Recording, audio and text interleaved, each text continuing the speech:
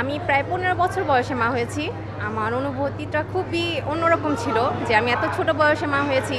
মানে আমিও একজন বেবির মতোই ছিলাম। আমি আরেকটা বেবিকে এই পৃথিবীতে এনেছি। আমার অনুভূতিটা খুবই সুন্দর ছিল। আমি ১৫ বছরে মা হয়েছি। তো আল্লাহর রহমতে ১৫ বছর থেকে মায়ের যে একটা ফিলিংস, মায়ের যে একটা কী করতে হবে ওইটা 15 বছর থেকে আমাকে নিতে হয়েছে। আর আমাকে সাপোর্ট দেওয়ার কেউ ছিল না। আমি নিজের অভিজ্ঞতায় যা করার করেছি। তা আমার বড় ছেলের বয়স 23, ছোট ছেলের 19।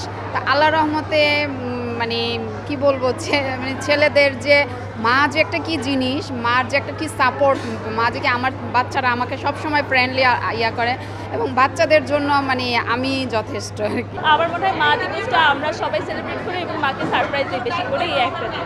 মা একটা ছোট্ট শব্দ, কিন্তু এর যে অন্তর্নিহিত যে মূল্যবোধ, ভালোবাসা, স্নেহ, মমতা, সেটা এই পৃথিবীর সবচেয়ে বেশি মূল্যবান। আমার আম্মু এখনও জীবিত আছেন। আমার মার বয়স ৮৬। আমি বাড়িতে গেলে আমার মা নিজে চা বানিয়ে আমাকে খাওয়ায়, এরকম উনি দৌড়ে যান। তো মার কোনো তুলনা হয় না। মা দিবসে বিশেষ করে মাকে খুব সুন্দর একটা উপহার দেওয়া হয়, যেটা মার খুব বেশি পছন্দের।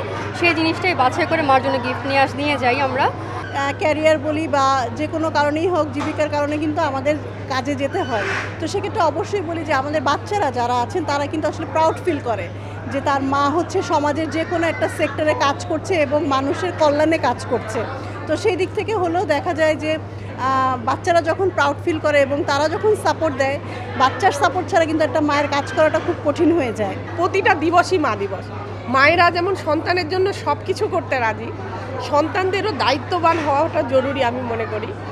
শূন্য শুধু শূন্য, মা আমার মা কই, অসীম আকাশের রং যেন আজ ছায়ার সাথী, নিদ্রাহীন বিদায় লগ্নে তুমি নীরব যাত্রী। সকলের কণ্ঠে কালিমার ধ্বনি, দোয়ার ভেঙে ফেরেশতারে করে আবেদনখানি। ওপার হতে হাতছানি দেয় ছায়া তরু, আছড়ে পড়ে বুকের উপর তোমার শিশু। আমি শূন্য শূন্য চারিধার, মা যদি ফিরে সে আশায় বুকে আজ হাহাকার। মা দিবসে পৃথিবীর সকল মায়ের প্রতি সম্মান, শ্রদ্ধা, ভালোবাসা জানিয়ে আমার স্বরচিত কবিতা সকল মাকে উৎসর্গ করলাম।